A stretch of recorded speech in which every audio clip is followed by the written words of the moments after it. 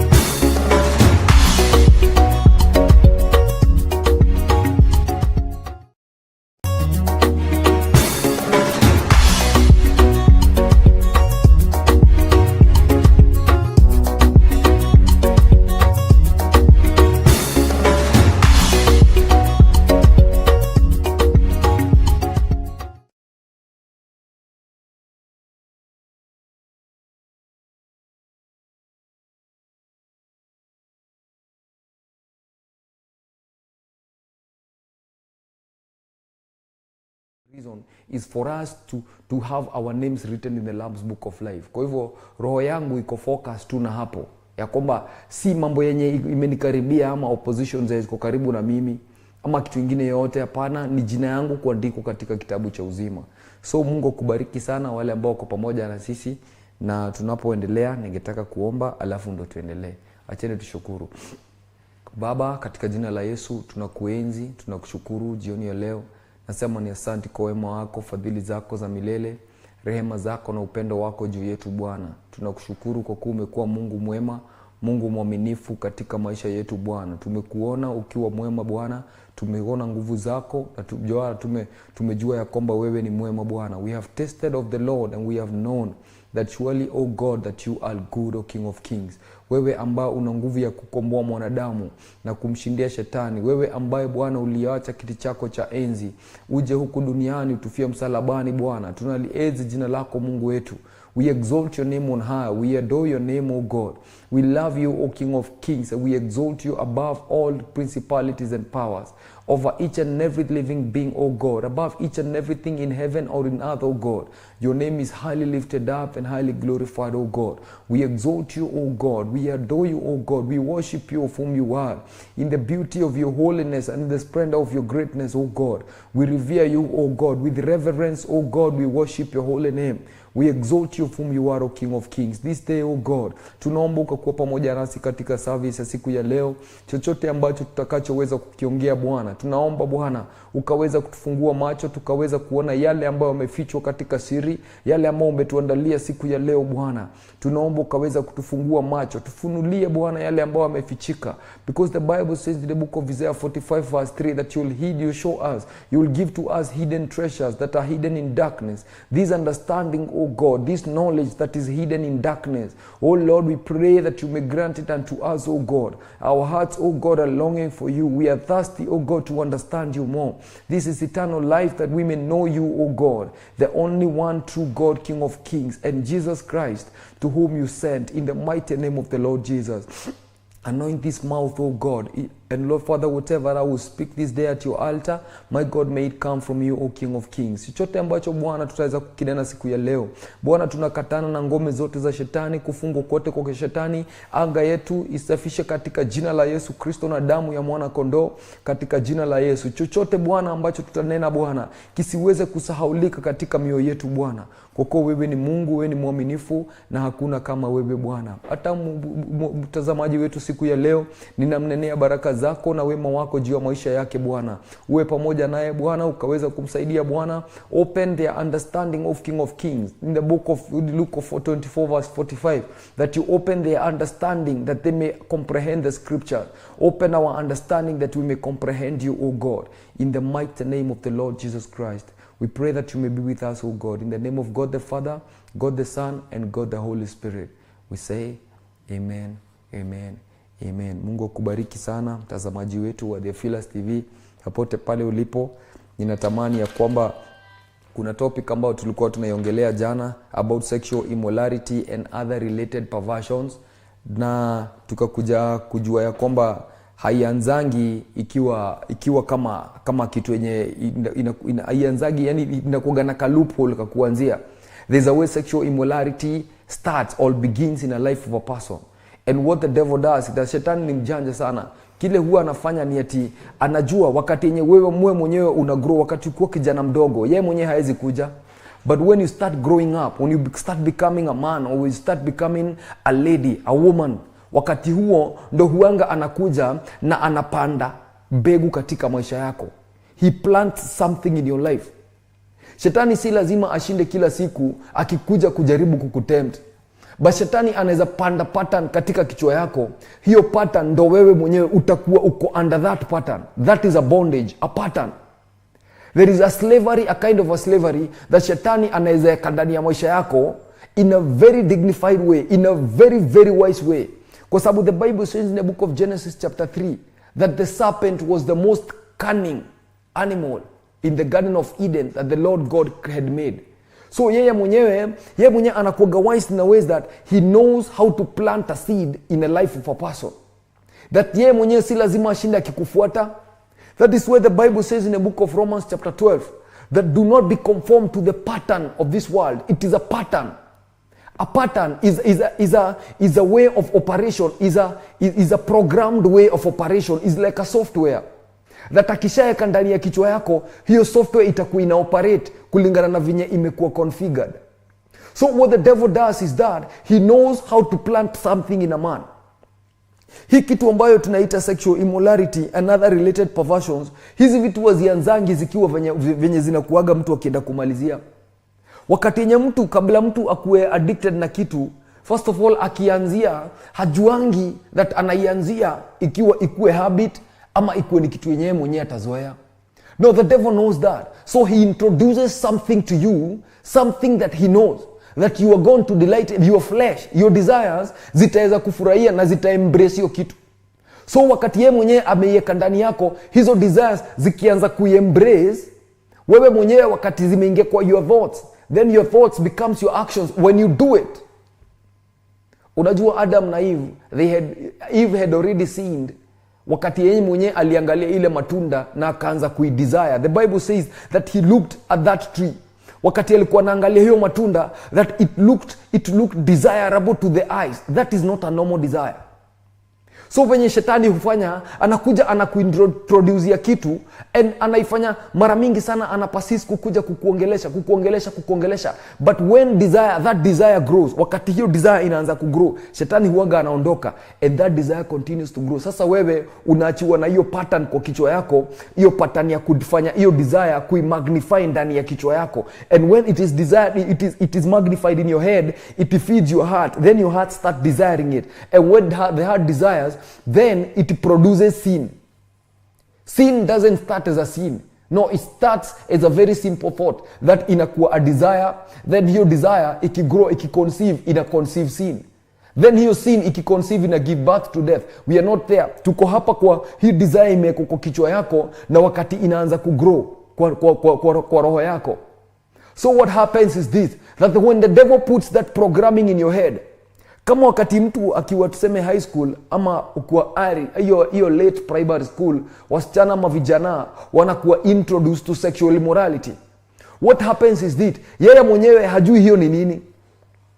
So yeye mwenyewe anakuanga free.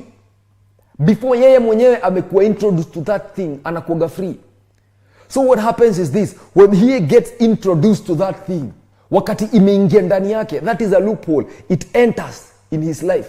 Na kisha ingia kwa maisha yake, inaanza kugrow. Unless a person has the knowledge and the revelation of the word of God, yeye mwenyewe anaweza kuwa addict na anaweza kuwa in bondage maisha yake yote. That is why the great aim of having this topic, it is not condemnation, but it is exposition to knowledge, so that the believer can be free. Because the Bible says that it says that you shall know the truth, and the truth shall set them free. So people are bound because of lack of the truth. The knowledge of this truth is where they are bound. Na kuna specific truth zenye mtu anaweza hitaji. For example, the cure of sexual immorality is not the cure of drunkenness. No, it's not. But that's something, kitu inaweza kuwa bound ndani ya mtu, introduce kitu ingine kwa maisha yake. Kama tuseme wakati mtu ameingia kwa relationship mara ya kwanza, yeye mwenyewe wakati anaingia with the whole heart kwa maisha yake, anaingia na roho yake yote, then anapitia heartbreak. What happens is that hiyo stress yenye iko kwa roho yake huaga inafungua loopholes zingine mingi sana. The devil brings a lot of choices. Anakupatia choices za vitu mingi sana. Anakupatia choices za kuvuta bangi ndio uondoe stress, anakupatia choices za kukunywa pombe ndio uondoe stress, anakupatia choices ya kutafuta mtu mwingine ili uweze kujaribu kama hiyo pain itakutoka. In all these things, that is why we are calling this topic sexual immorality and other related perversions. Because one loophole has a possibility of opening many various doors in the life of a man. And this is through deception. Kwa sababu wakati mtu anaingia kwa kitu yenye yeye mwenyewe hajui, what happens is this, is that yeye mwenyewe hana information enough ya hiyo kitu. So hajui how bondage inakuanga. And wakati unakuwa introduce because the deceiver must know the truth. First of all, mtu mwenye anakudeceive lazima akue anajua ukweli. You cannot be deceived by someone who doesn't know the truth.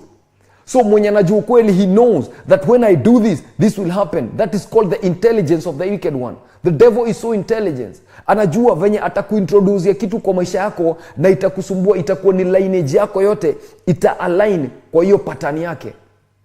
So what happens is this, a young lady, msichana mdogo, kadogo tu kenye hata hakajui mambo mingi, very innocent. Ye mwenye anakuwa introduced kwa relationship. Then wakati yenye anakuwa introduced kwa hizi sexual immorality, yeye mwenye wakati anaingia ndani, after anakuwa confident sana saa hiyo. Wakati ameingia, hati yake yote ishapenda mtu mmoja, then anapitia heartbreak. Kupitia heartbreak kuna kitu inaingia ndani yake, low self-esteem. Low self-esteem ikishaingia ndani yake, what it causes this person to be vulnerable to many things. You cannot trust a person who is desperate. Na hiyo desperation, yeye mwenyewe wakati iko ndani yake, yeye mwenyewe ndo anaifeel inaanza kupunguza level yake ya kujiamini. And the more level yake ya kujiamini inapunguzwa, the more yeye mwenyewe anakuwa exposed kwa many things. Sasa hata hajali. Wakati anapata mtu mwingine tena anapitia heartbreak, the conscience goes on dying each and every day. kuna time itafika hiyo conscience itakufa kabisa. Hawezi trust mwanaume yoyote. She was innocent at first. Lakini saa hizi ameanza kuona wanaume wanani heartbreak sana. Afadhali ni kuwa na relationship na mdemu. Anaenda kwa msichana mwingine. Tena yeye mwenyewe wakati alikuwa tu anapitia hizo vitu alikuwa na stress nini, pombe hawezi maliza stress, anaingia kwa pombe, anavuta bangi.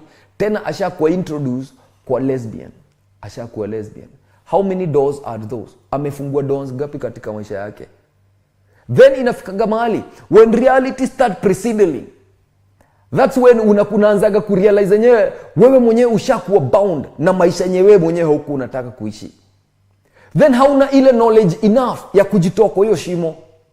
What happens? Sasa wewe mwenyewe unajipeana kabisa kufanya hizo vitu because you are lacking knowledge. And that is why Jesus said that the harvest is plenty but the workers are few. People who can extend this knowledge to the lost world wako few sana. That is why the Lord anoints people so that they can preach the gospel to the lost people. Kwa sababu hao watu wako bound kwa sababu wao wenyewe hawajui how to get out of that. That is why I say the main key or aim of having this topic, it is not condemnation. No. But it is bringing an exposition to knowledge in the mind of people so that they can be redeemed. Because when they get this truth, the truth is going to set them free. The reason you are bound is because you don't know the truth. The knowledge of this truth. Na nimesema kuna specific truth. Still truth zote zinaweza kufungua. Like the truth ya kukuwa deceived na kitu kama witchcraft na nini, hiyo truth ni tofauti sana na ile truth ya mtu mwenye ako bound na pombe. Mtu mwenye amekuwa addict kwa maisha yake yote ana need another different content of truth. Mtu mwenye amekuwa kwa pombe yeye mwenyewe ana need another knowledge ya kumtoa hiyo truth ya kumtoa. Then mtu mwingine mwenye ako ndani ya vitu ngani kama sorcery anahitaji another truth ya kumtoa kwa hiyo sorcery. That is why Simon Peter aliambiwa na Jesus, I will give you the keys to the kingdom of heaven. Keys, funguo. Because there is a key to open each and every door. Each and every loophole that shetani alitumia kuingia, there is a key to close that door and to shut it forever. The main aim of having this conversation is not to condemn, but it is to expose you to the knowledge of truth that you may understand. So hata kama umefungwa na nini, ama umefungwa na sexual immorality, ama umefungwa na masturbation, ama umefungwa na tabia za kuwatch pornography, especially hiyo inakuwa ni addictive vibaya sana. Because the moment you do something the first time, the second time, the third time, when you start getting the delight of that thing, hiyo ndo inakufanyaga unakuwa slave sasa kabisa. And the heart was created that you cannot serve God and serve mammon. Utaserve tu moja, hauwezi serve zote mbili. So if your heart is delighted in wickedness, there is no way you can delight in godliness. Unless the knowledge of truth, the specific content of truth, of redeeming you from that pit, is exposed to your heart. That is why tuko na hii topic siku ya leo. Because tulikam kurealize kwamba watu wengi wanaingiaga kwa hizi vitu kwa sababu hawajui. Hakuna mtu anaingiaga mimi wakati nilikuwa naingia kwa pombe, mimi sikuwa najua ati nitakuwa addict siku moja. Nilikuwa naingia ati nikunywe pombe ya starehe. Basi sikuwa najua that the moment you do something the first time, the moment you expose your mind with something and then you act on that something, wakati wewe mwenyewe unasikia yenyewe kuna kitu nasikia. So wakati yenyewe mwenyewe uko idle, the only thing you think is having fun. Wewe mwenyewe na mbogi yako yote na majeshi yako yote, nyinyi wenyewe mnapenda sana kuhang around. So hiyo atmosphere yenyewe mmejicreatea, hiyo ndio waga ina rule hapo katikati. So wakati yenyewe mnabonga, the only mentality that you get in your head ni tuko tunabonga kaenye tukuna kama kali mahali. So mnaenda mnanunua kama kali, mnaenda mnaeka hapo, mnaanza kukata maji hivyo. Then hii inakuwa ni trend. It is becoming, when you get used to it, it becomes a habit. Because what your thoughts, they become your actions. The actions become habit. Na wakati imekuwa habit, hapa ndo watu wengi huwaga wanakula shida sana. Because hapa ndo conscience ya mtu hukufa. This is where the conscience dies. Not when you do that thing. Conscience haikufangi wakati umefanya hiyo kitu mara kwanza. The conscience dies when you get this habit of doing that thing. Wakati imekuwa habit, then inakuwa kitu nito character. It becomes you. So unaanza kuona kale kamtu kalikuwa ka innocent sana ka form 4, hakakuwa kanapenda kujiexpose kwa vitu, yeye mwenyewe akakuwa introduce kwa pombe. The action came, akakuwa introduce kwa pombe. Sasa wakati imekuwa habit, yeye mwenyewe anazoea kusneak, anapotea, anaenda anakata maji, alafu anarudi kama amesafisha, ameshatema. Alafu ikishaanza kukua character, sasa hapa ndo kuna shida, kwa sababu yeye mwenyewe haunagi haja ya kuficha. Sababu sasa saa hii ishamuingia kabisa. So yeye mwenyewe hakuna mtu mwenye hata jua wakati imekuwa character. Then when develop from a character, it becomes now your destiny. Your destiny gets corrupted. And that is why the Bible says that the devil comes to steal, kill and destroy. He comes to steal and to kill your conscience through the habits that you do. Wakati unazoea kufanya hiyo kitu, the reason mtu huaga anapelekwa rehabilitation is for 21 days is so that ile pattern ya kukozoea kukunywa pombe kila asubuhi na kukunywa pombe kila mchana, hiyo pattern kwanza iharibiwe, ndio iweze kucreatiwa another new pattern ndani yake.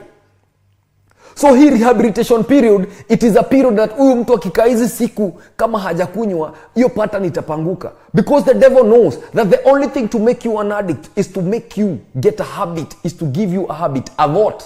That thought that when you act on that thought, then it will introduce a habit in you.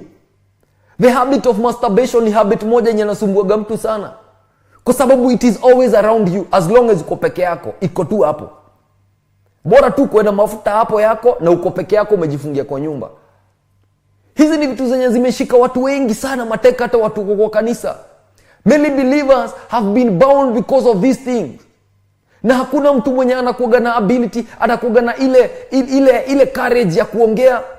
They don't have that courage to speak because they think that it is nuisance to other people. Itakuwa ni kitu itawaletea aibu sana.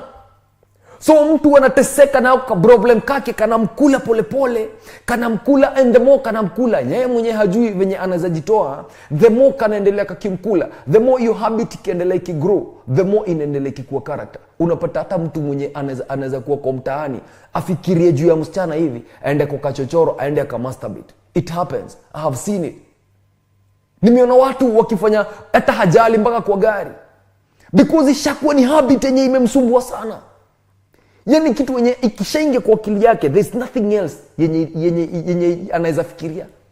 Kwanza amasturbate, alafu hiyo story ishe. Then unapata mtu wakati ameokoka, ye mwenyewe he doesn't have the appropriate truth or the knowledge of truth to get him out of this bondage. I'm not condemning you, but I want to expose you to a truth that will rip that pattern off your head, because inakuga kwa akili ya mtu.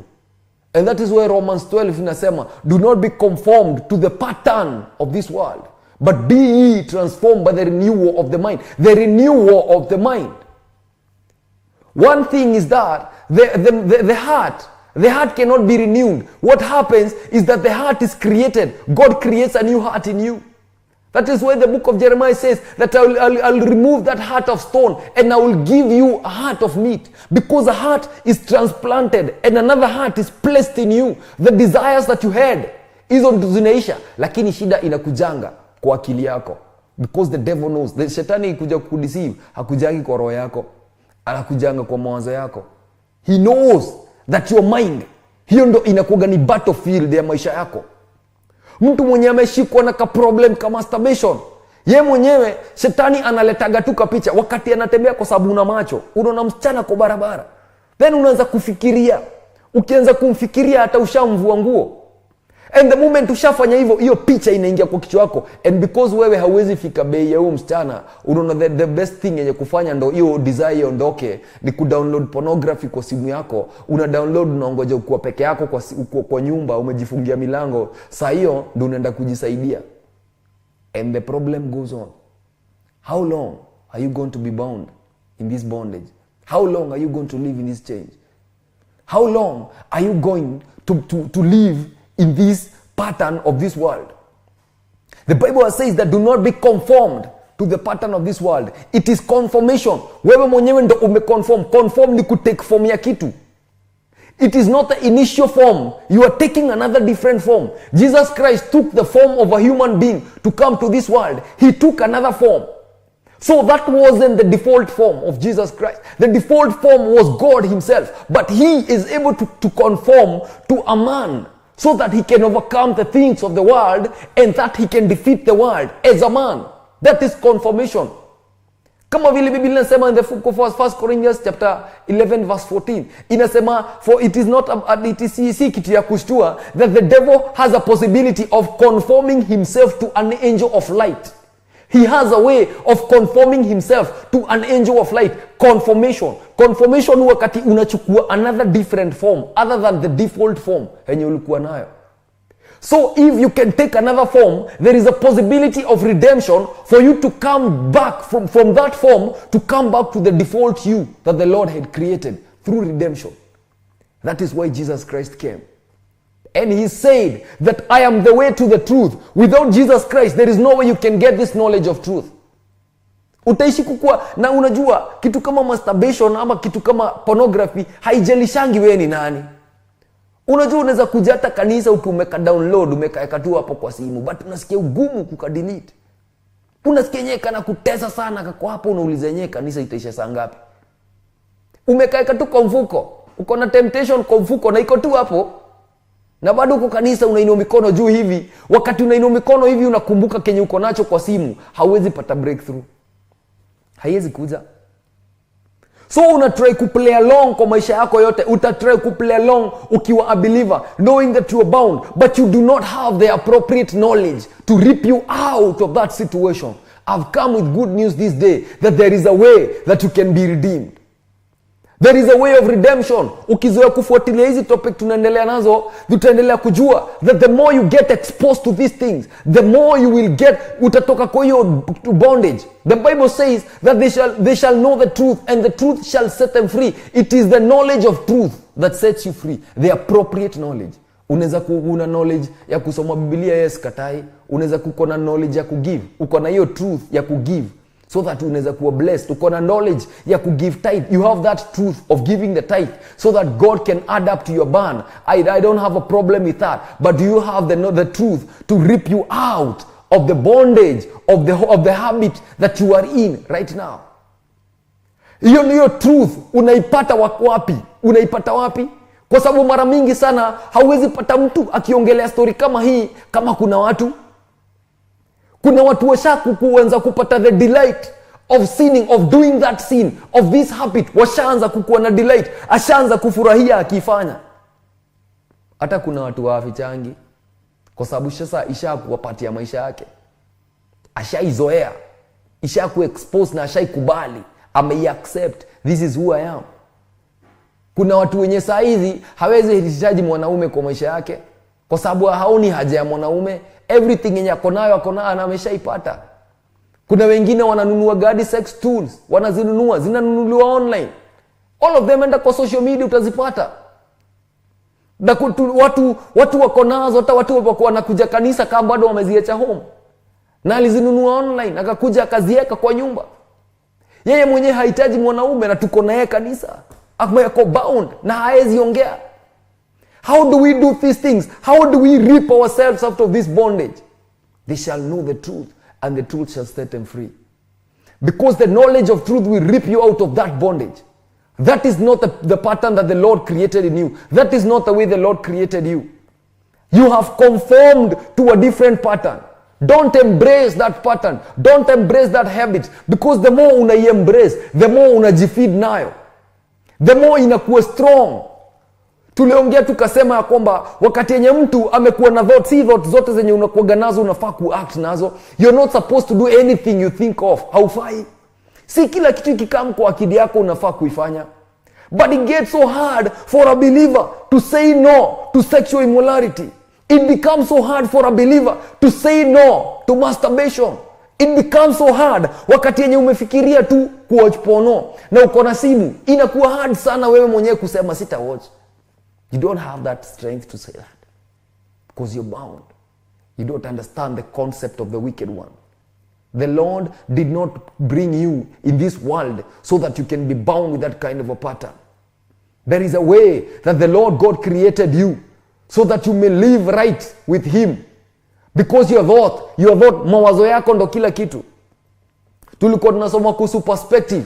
Tuko na that a fixed mindset, ni mindset yenye inajua hivi ndo hivi na hivi ndo hivi. Yeye mwenyewe haezi tolewa hapo. But a growth mindset is a mindset that accept challenge. It's a mindset that accept growth. It's a mindset that inajua this is not the best of me. I can become something better than this. Ni mindset yenye ilikuwa na Jacob. The mindset of striving and fighting. That I will strive until this angel blesses me. Ana strive na malaika mpaka huyo malaika na anamshinda. Anashinda huyo malaika. But one thing I have to tell you, that hii ni kitu yenye ina involve kitu into transformation of the mind. Redemption inakujanga after transformation. The Bible inasema that whoever the Son sets free is free indeed. But how do you get set free? How do you get set free? First of all, lazima we mwenyewe ukubali hiyo shida. The first thing yenye unafaa kufanya, one, the spiritual steps to freedom, or the system of freedom. He is the freedom from sexual immorality. The first thing is to accept. Lazima uikubali. There is no way you can fight something that you're resisting.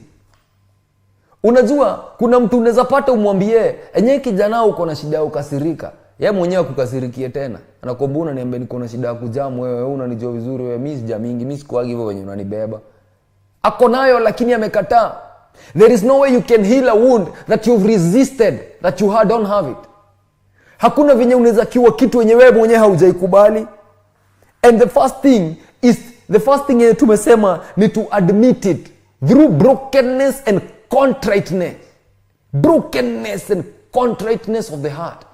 That unaenda tutasoma in the book of Psalms chapter 51. Hiyo ndio itatupatia a good picture of what it seems kukubali makosa yako na kukubali yenyewe wewe mwenyewe uko na shida. One path number 1 is the path of acceptance. In the book of Psalms chapter 51 verse 17, and the Bible says, the sacrifices of God are a broken spirit, a broken and a contrite heart. These, O God, you will not despise. The sacrifices of God are these: a broken and a contrite heart, a broken spirit and a contrite heart. That I accept, O God, that I am bound. I accept that I am in a bondage.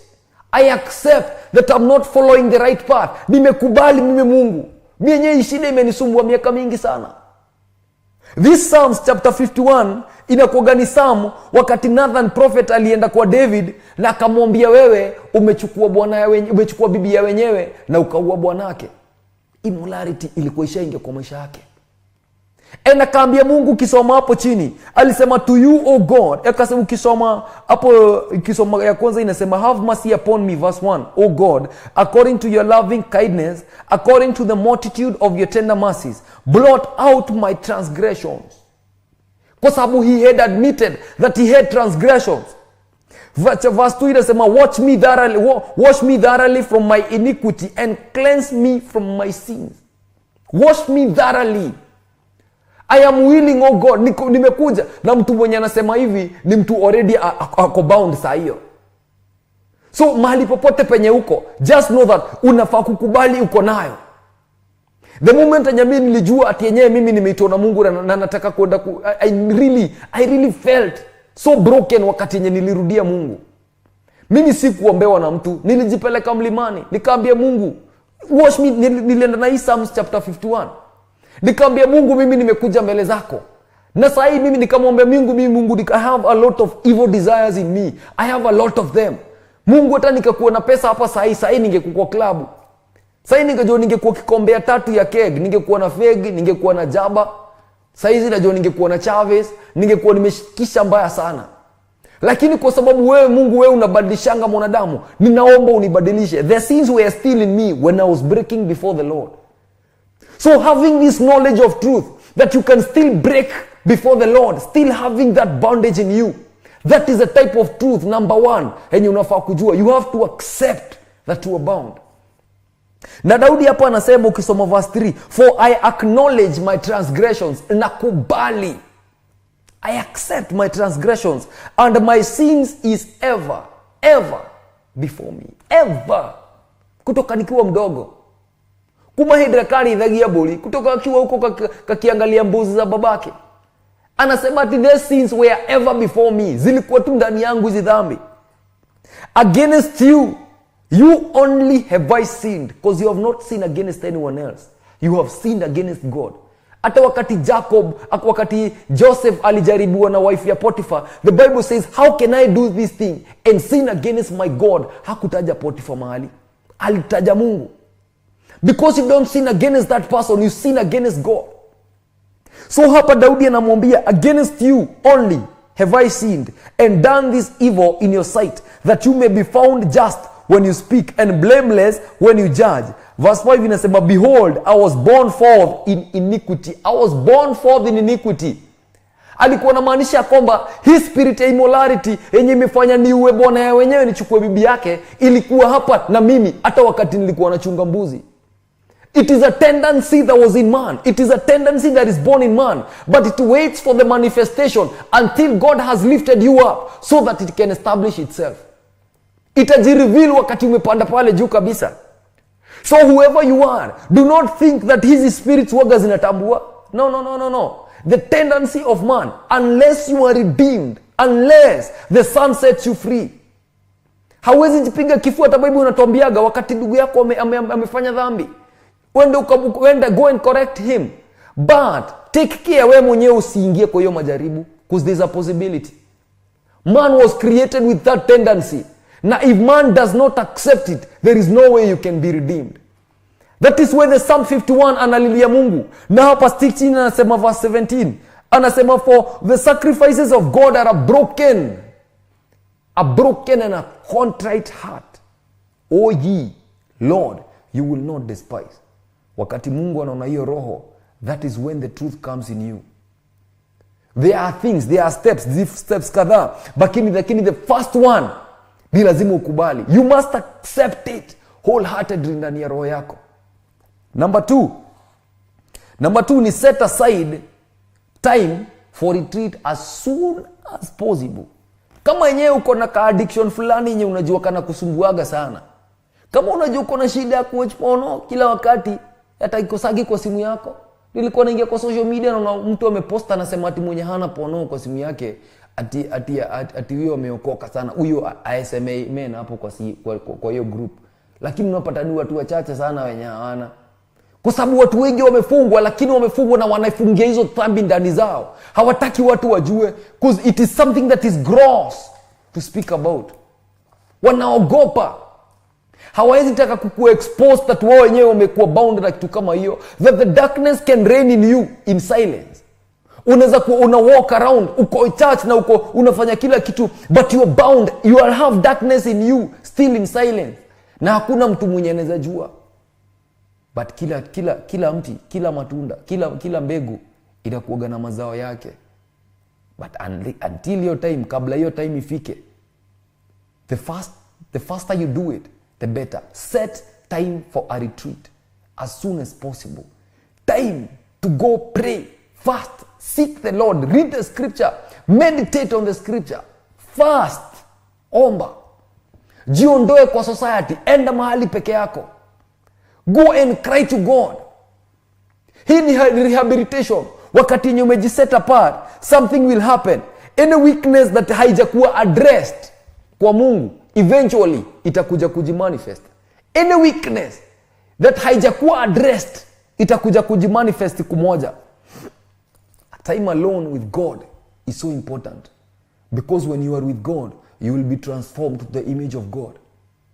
Wakati umekaa na mtu sana, huaga unaanza kupata kitu inaitwa impartation. You start imparting from that person kwa sababu umeishi na yeye sana.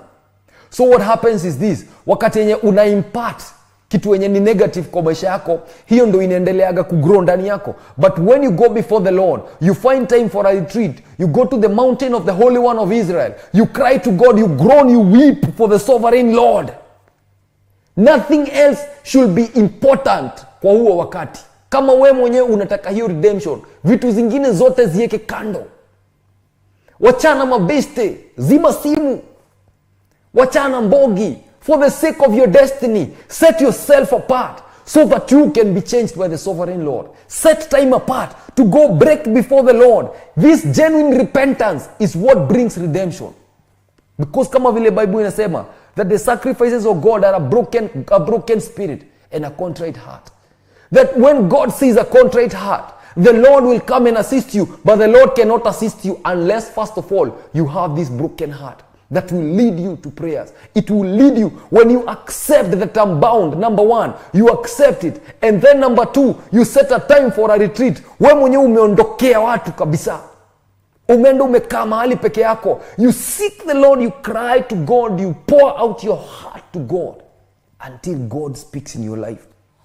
Kwa sababu kila kitu, kila weakness, shida inakuwa gani hii? Hawezi assume kitu alafu wewe mwenyewe ufikiria ati imekutoka.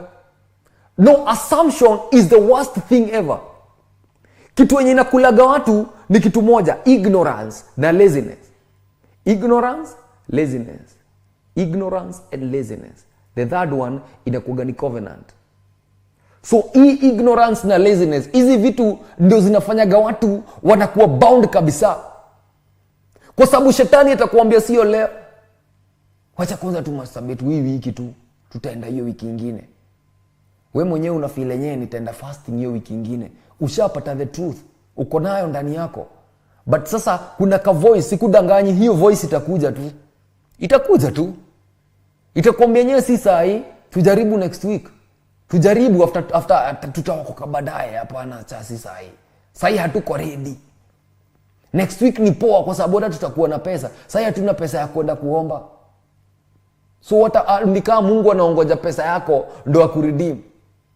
Lack of knowledge. My people are destroyed because of lack of knowledge. They lack knowledge to understand that anything that is in you iko ndani yako kwa sababu wewe mwenyewe ulikubali. Na ukikubali itoke, itatoka. Kwa sababu God created you and gave you something called a will. Tulikuwa tumesoma about the topic of the soul. Tukaona there is something called will. Willingness. Na hiyo willingness, wakati yenye uko willing, you are willing to either let God in your life or let the enemy in your life. Wewe ndo unakuga na hiyo obligation. Hakuna mtu anaweza kudictatea because God gave you all those things. He made you complete. Colossians 2:10, that we are complete in him who is the head of all principalities and powers. We are complete. We were created complete in Christ Jesus. Hakuna kitu ingine yenye tulikuwa tunahitaji. So sisi wenyewe huaga tunafungwa because of lack of information. Eve alikula hiyo matunda kwa sababu hakuwa na information kujua ya kwamba kwa nini Mungu alisema tukikula hii matunda tutakufa. He did not have that knowledge. So when you lack this knowledge, wewe mwenyewe unakaaga tu hapo kwa ignorance. Unakaaga tu hapo kwa hiyo kitu yenye inaitangwa assumption. Unaishi kwa assumption, na wakati unaishi hapo una assume that sasa mimi mwenyewe nitakuwa delivered tu. Hii wiki sija masturbate. Hii wiki nimejaribu, kwa hivyo ni kumaanisha hiyo spirit imenitoka. And you're not praying. You're not fasting. You're not reading the word of God. Si kila wakati yenye unaendaga fellowship. You're not setting time for yourself alone. So that period, then Jesus said that pray that you may not fall into temptation. Then how will you overcome that temptation if you're not praying? Shetani tu atabring out ka event. Arajua tu amekufunga. You have not repented. You have not repented. So the pattern is still in you. Na hiyo demon inaweza ngoja mpaka ile time yenye umeenda commission. Umeenda commission, kume have breakthrough vibaya sana. Umeomba, umesikia the presence of God iko juu yako, but wakati unaenda home, the first thing unasikia kwa kichwa yako ni yako ka spirit kana kuwa ntama kwa nguvu sana. Pana mjamaa, tupitie tu simu kidogo, kuona tu kidogo tu. Chatu une tu dakika moja. Mwenyewe uko tempted kuanga tu dakika moja. Hiyo dakika moja ikuangi dakika moja. Inakuaga all along, the chain begins, na inakurudisha pale tu because of assumption. Do not assume anything for the sake of your destiny, for the sake of your spiritual life. Do not assume anything. Set time alone for a retreat to go before the Lord and break before the sovereign Lord so that he can redeem you. Kwa sababu ukiassume nakwambia maisha yako kuna mahali penye hautaifika. Kuna vitu God amekuwekea na haezi kukupatia kama wewe mwenyewe uko bound in that kind of a way. Kwa sababu hata wakati wenye una serve God, when you're standing on the altar, when you are ministering to people, wewe ukiminister unaministaga kile kiko ndani yako. That is the altar that you're ministering to people. It's a very, very dangerous thing. Kukuwa wewe mwenyewe una assume hizo vitu. Kwa sababu the primary assignment ya shetani si sex kuharibu. Kitu yenye inaletaga shida sana ni ati kuna moto yenye God anakuaga ameka ndani yako. That wewe mwenyewe ukiongeza seek Mungu kabisa diligently kabisa na roho yako yote, kuna level unaweza fika that hakuna kitu yoyote hivyo yenye inaweza kuaffect. Hakuna attack yote ya hivyo inaweza kuaffect. So shetani vile yufanya huaga analeta hako ka spirit kwa maisha yako. Kana kudeceive akili yako tu. The only thing ya shetani analeta tu ako ka thought peke yake. Kana tu kwa kichwa yako. If you don't have the revelation and the understanding of how to fight this evil thought with the word of God, you tell this thing that it is written. Hapo ndo neno la Mungu huaga linafanya kazi. That is where the word of God applies. Na tutaongea siku nyingine about how to know how to apply the word of God, the name of Jesus Christ and the blood of the Lamb.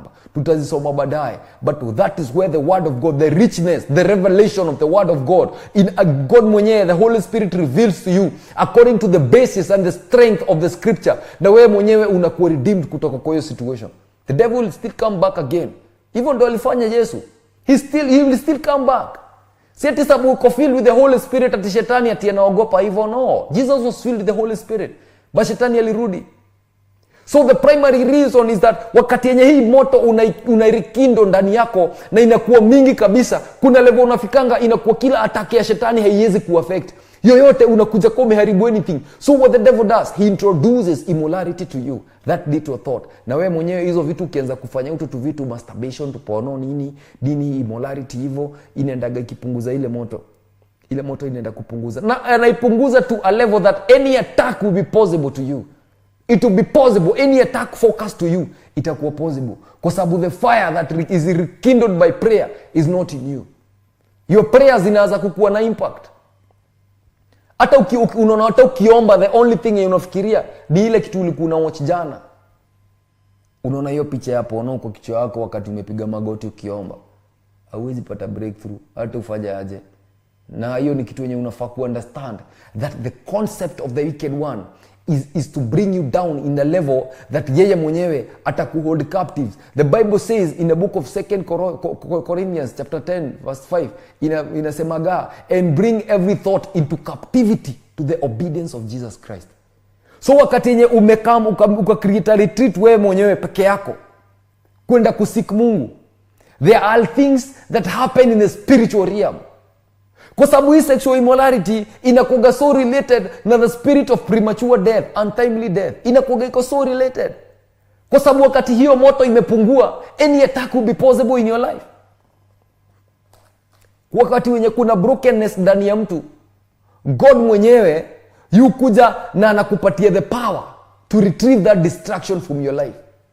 So wakati yenye umefast, umefunga na ukaomba, things start happening in a spiritual realm. Ya tatu ni kitu inaitwa you must seek help. Kitu ya tatu hapa sasa ndo kuna kugana ile shida kubwa sana, kwa sababu mtu anaweza kuwa bound sana, yes, anatry kuomba, anatry ku break mbele ya Mungu, but ana contriteness ndani yake, but ye mwenyewe amefika mahali hana ile level ya spirituality yenye inaweza msaidia. Na yes, anaenda kanisa na anapreachiwa word na anaambua kila kitu yenye unasikia, but how church haiongei kuhusu hizi vitu, hawaongei. Kama unapata hii topic haiongelewi kanisa, alafu kitrai kufind help unapata wewe mwenyewe lazima ufind help kwa mtu mwenye na hiyo knowledge ya hiyo kitu. So watu wengi watakosaga kwenda kwa watu wa Mungu kwa sababu wanaongopaga kukashifiwa. History imesema ya kwamba watu wengi ama kanisa mingi watu hawawezangi ku-express roho zao kwa sababu ya kitu inaitwa condemnation. Kitu ya pili, kitu yenye ufanyaga watu waogope, ni kwa sababu kama wewe mwenyewe utaenda upate msee mwenye una trust sana, umwambie tafadhali, mimi niko na shida hii na hii na hii na hii, naomba unisaidie. Yeye wakati mtu atakusaidia na atakuongelesha na mtaomba, lakini akienda kwake anaenda kuambia ule mtu mwenye anakuga mclose sana, hiyo kanisa wewe, watu wana shida, hao mayuzi wana shida sana, hao watu, huyo mtu niliogopa sana, kijana fulani ako na hii shida. Then yeye mwenyewe anamwambia na usiambie mtu, pia yeye kwenda kuambiwa anaenda napata mtu mwingine Anamwambia jamaa, nilisikia yenyewe huku ni kubaya, kwa hivyo ukiomba uombee mtu fulani fulani. Yeye na yeye ana mtu ana trust sana. Wanne anaenda anamwambia, kabla mwezi moja iishe kanisa mzima ishajua uko na shida kaa hiyo. So unapata watu wanakuwa so insecure kuexpose shida zao kwa sababu wanaogopa kuexposiwa. So kitu moja yenye wafaa ujue, you must know who you're facing and who you want to talk about these things. Mwenyewe unaweza upenia roho yako, mwenye anaweza kuunderstand. Pray that God may direct you to the right person. Mwenye anafaa kukua anashika shida yako hivi na asiambie mtu yeyote, hata nani. Because as an anointed man of God, hauwezi expose mtu hata kani nani ya manani. Hauwezi ambia mtu. As an anointed man of God, haufai kuambia hata nani hata nani. That is how condemnation destroy the churches of Christ.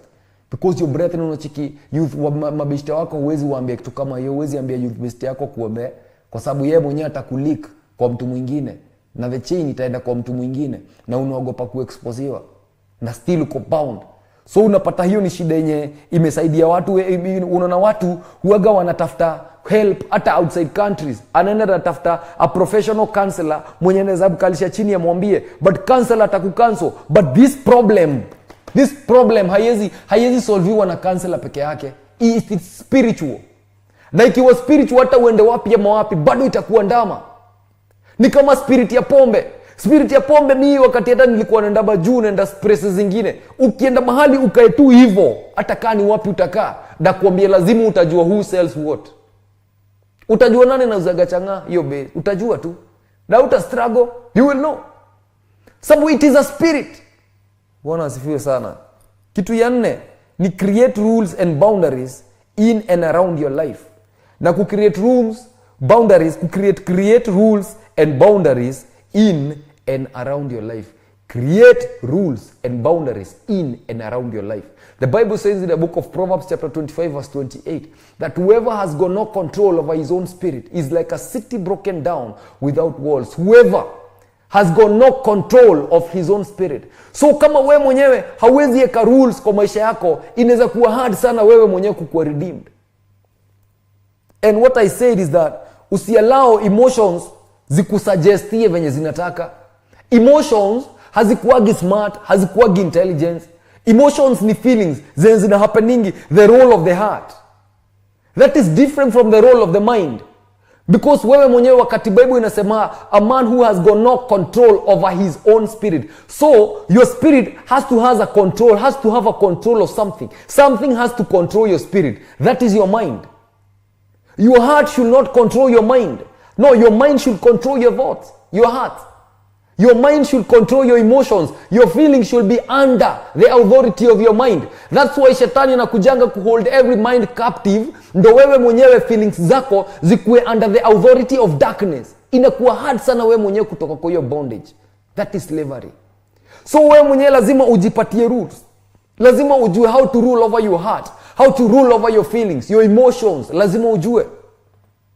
Na kitu ya 5, connect to a larger family of believers.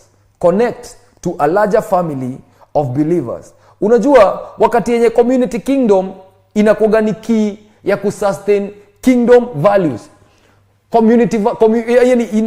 Imeandika hapa community kingdom living is the key to sustain kingdom values. Wakati mmepatana pamoja watu wengi, when you're discussing about God, the power of God is manifested within you. Na hiyo power ikikuwa manifested, hapo Bible inasemaga 1 can chase 1,000 but 2 can chase 10,000. So uko na ability ya kukuwa wewe mwenyewe unashinda vitu za ulimwengu. In the book of Hebrews chapter 10 verse 25 inasemaga hivi, and tusiache ile tabia ya kupatana pamoja na kuwekana nguvu so long as it is called today. Bwana asifiwe sana. Au sitaendelea kutoka hapo, tutaendelea kesho hayo mambo ingine, kwa sababu kuna mambo ingine mengi sana ambayo yako hidden hapa. We shall talk about them tomorrow, kwa sababu naona time yangu imepita. So may God bless you wale ambao wanatuangalia kwa TV yetu Theophilus TV. God bless you, God enlarge your territories. May the Lord always keep you and protect you each and every time. Wacheni tushukuru. Father, in the mighty name of the Lord Jesus, we worship you, honor you, we adore you, and we glorify your name, mighty God. Hakuna Mungu kama wewe Bwana. Umeinuliwa, umehimidiwa, umetukuka na umeheshimika wewe Bwana. Jina lako limeinuliwa na limeheshimika Bwana. Wale Bwana ambao wanatuangalia katika TV yetu ya Theophilus TV, naombea baraka yako Bwana. Wale ambao wamekuwa pamoja nasi Bwana kusikia mafunzo ya siku ya leo, ninanena neema yako juu ya maisha yao katika jina la Yesu Kristo. Nguvu zako Bwana ziwe katika maisha yao katika jina la Yesu Kristo. Uwepo wako uwe juu ya maisha yao Jehova. Usiwaachilie Bwana, bali Jehova uwaneemeshe kwa neema yako na maarifa yako, kwa kuwa wewe ni Mungu na wewe ni mwaminifu. Katika jina la Mungu Baba, Mungu Mwana na Roho Mtakatifu tunaomba na kuamini. Amen, amen, amen. Wale ambao wangetaka kuokoka, rudia nyuma yangu, sema Bwana Yesu, nakuja mbele zako, ninaomba uniokoe na ukaweza kuosha dhambi zangu. Niongoze katika njia zako za utakatifu na ukweli wako. Katika jina la Mungu Baba, Mungu Mwana na Roho Mtakatifu naomba na kuamini. Amen. Amen. Mungu awabariki sana. Wale ambao wangetaka kutoa tithes zao na offerings, our producer atatuwekea kwa TV screen yetu, na Mungu atawabariki sana. Mpaka tupatane siku ya kesho. Shalom, shalom, shalom.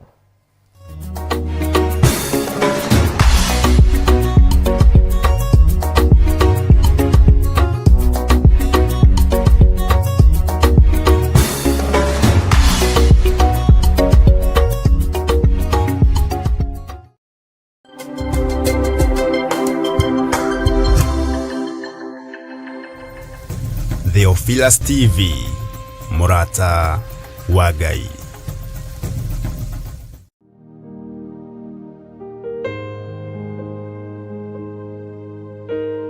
Ngai witũ arogocwo na mbarario mũno makĩria na tũgĩrio mũno makĩria nĩ tondũ nĩ Ngai. Thengio nĩ tondũ wa kwĩrorera tabarĩra ĩyo yumaho. Ngai witũ arokũrũĩrĩra na akũhithe. Thengio nĩ tondũ wa kũnyitanĩra hamwe na ithuĩ thĩinĩ wa tabarĩra ĩyo tuma nayo. Ithe witũ arokũrũĩrĩra na akũhithe. Thengio nĩ kũrũmagĩrĩra tabarĩra citũ ciothe. Ngai arokũrathima na gwĩke maũndũ mega. Thengio nĩ kuoya kanya gaku watũthikĩrĩria na watwĩrorera, warũmĩrĩra tabarĩra ĩyo wega. Twambanĩrĩirie nawe na twarĩkanĩrĩria hamwe nawe. Ona arĩa tũtanahota kũrĩkanĩrĩria nao, ndaria kĩrathimo kĩa Ngai Ithe, Ngai Mũriũ na Ngai Roho Mũtheru. Ngai witũ arokũrathima. Na ũndũ ũrĩa mwega nĩ kuoya uge kiugo kĩrĩa waigua thĩinĩ wa tabarĩra ĩyo. Maũndũ marĩa mothe wakorwo ũkĩrutwo kana twakorwo tũkĩrutwo nĩmo tũbatiĩ kuoya na kũrũmĩrĩra. Nake Ngai akũrathime na akũhotanĩre. Na Ngai witũ arokuonekanĩra nĩ tondũ nĩ mwĩhokeku. No thiĩ na mbere kwĩrorera Theophilus Television. Ngai ndarathima mwĩroreri wa Theophilus TV. Ũyũ werorera Theophilus na tabarĩra ĩno yumaho. Ndaria kĩrathimo kĩa Ngai Ithe, Ngai Mũriũ na Ngai Roho Mũtheru. Mũtuge, ũmũrĩithie na ũmũmenyerere. Ngai witũ arokuonekanĩra, Ngai witũ arokũrũĩrĩra na Ngai witũ arokũhitha nĩ tondũ wa wega wake na tha ciake. No korwo nĩ warathimwo nĩ tabarĩra ĩyo, rĩngĩ nĩ wĩ hau na nĩ ũraigua nĩ ngwenda kũrũgama na ũtungata ũyũ, nĩ ngwenda gũkorwo ngĩruta gĩcunjĩ gĩakwa kana offering yakwa thĩinĩ wa kĩgongona gĩkĩ, no ũhũthĩre namba ici ciandĩkwo haha. Our paybill number, ũgũthiĩ kwa M-Pesa wandĩke paybill number. Paybill number ya gwĩtio kwandĩka 400-1981. Wĩkĩre amount and then wĩkĩre pin ya gwĩtia account. Ũkwandĩka o Theophilus kana wandĩke okorwo nĩ offering, okorwo nĩ partner, no okorwo nĩ tithe. Wandĩke kĩrĩa ũraruta, gĩtũmi gĩa kũruta offering ĩyo nĩkĩ, na Ngai witũ akuonekanire. Na no ũhũthĩre namba citũ cia thimũ. No ũhũthĩre yakwa, njĩtagwo Reverend Ngechu yakwa nĩ 0721-237-982. Ĩno yandĩkwo haha 0721-237-982. Na no ũhũthĩre ya Bishop nĩ ĩno 0720-44-34-64. No ũhũthĩre ya our Archbishop John Githiri 0720-44-34-64 kana 0722-470-544. 0722-470-544. Ngai akũrathime nĩ kwĩrorera tabarĩra ĩyo, na Ngai akũrathime nĩ kũrũgama na ũtungata ũyũ, gũtũnyitĩrĩra na mahoya na gũtũmĩrĩria na kũruta icunjĩ ciaku ikanyitĩrĩra wĩra ũyũ. Ndaria kĩrathimo kĩa Ngai Ithe, Ngai Mũriũ na Ngai Roho Mũtheru. Ndakũhoera ũtugi wa Ngai, tha cia Ngai na wega wa Ngai. Ndarathima mwĩroreri wa Theophilus, ũyũ tũrũmagĩrĩra, ũyũ twĩroragĩra, ũyũ rũgamaga na mbia ciake akarũgama na ũtungata ũyũ. Ndathĩrĩria kĩrathimo kĩa Ngai Ithe, Ngai Mũriũ na Ngai Roho Mũtheru. Ona ũrĩa ũtarĩ, ndathĩrĩria kĩrathimo kĩa Ngai Ithe, Ngai Mũriũ na Ngai Roho Mũtheru. Thĩinĩ wa rĩĩtwa rĩa Mwathani witũ Jesũ Kristo ndahoya na ndacokia ngatho. Nĩ ndaria kĩrathimo igũrũ rĩaku. Ngai akuonekanĩre nĩ kwĩrorera Theophilus na kwĩrorera tabarĩra citũ, na Ngai witũ arokuonekanĩra. Bye bye na Ngai akũrathime.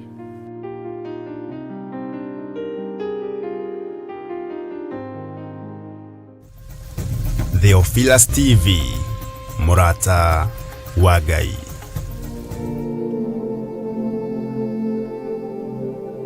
Thaburi inya muhari wa mbere ikuga atiriri, nyamukiria ndakaya we Ngai wa uthingu wakwa, nwe wanahe miaramano ndage hatikaini, nginyeria wega waku ihoya riakwa ukiriigue.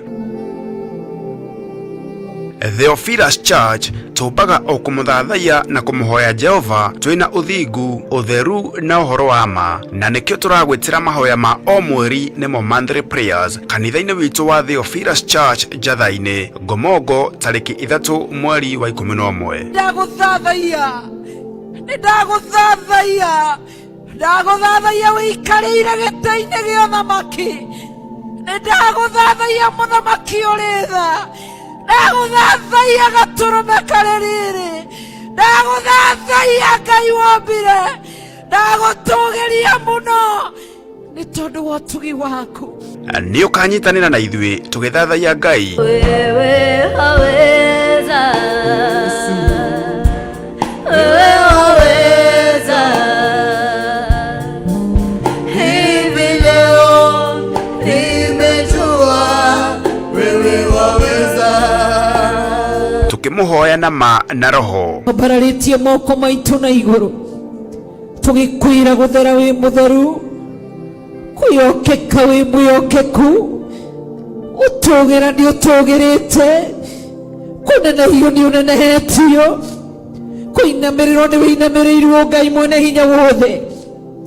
Nĩ twagũthathaiya tu, twakũnenehia tu, twagũturĩria ndu tũgĩkwĩra wĩ mũnene, wĩ mũtheru mũthamaki ũrĩ tha, twagũthathaiya.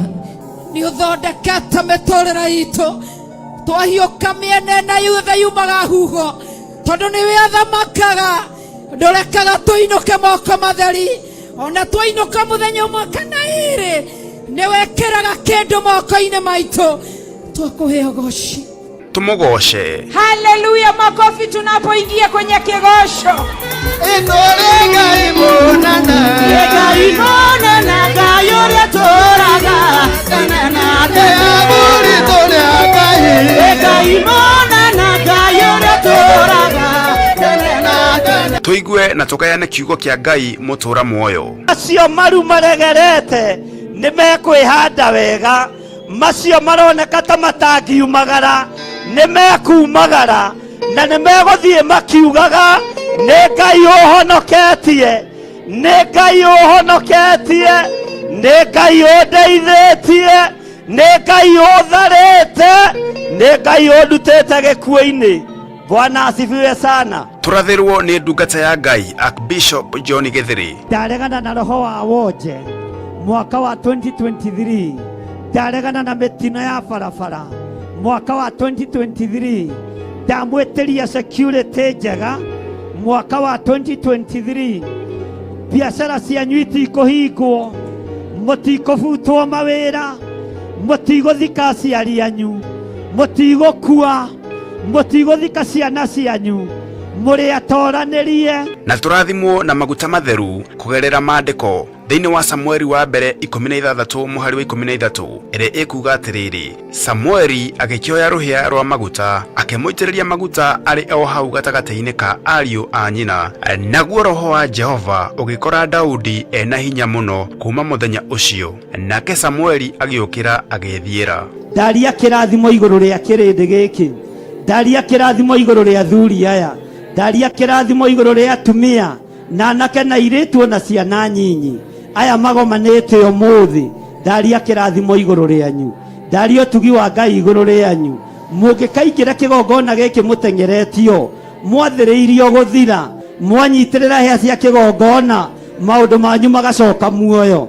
Oroho tulianire giathi kia Mwathani tugitongorio ni maandiko matheru thiini wa Johana 6 muhari wa 54 ire ikuga atiriri uria uriaga mwiri wakwa na akanyua thakame yakwa ri ena muoyo wa tene na tene, na ningamuriukia muthenya wa kurigiriria. Heo kanya ga gukorwo tukiria mwiri wa Jesu Kristo na tukinyua thakame yake, o uria maandiko Jesu atigire watwira ati twikage ukaige kaigi na kaigi tukuririkanage turikiria mwiri na kunyua thakame yaku. Nyitanira na ithuĩ kanitha-inĩ witũ wa Theophilus Church Njatha-inĩ Ngomongo tariki 3 mweri wa 11 kwambĩrĩria thaa 2 cia rũcinĩ. Ngai arokũrathima ũkĩharĩrĩria gũka. Theophilus TV, Murata wa Ngai.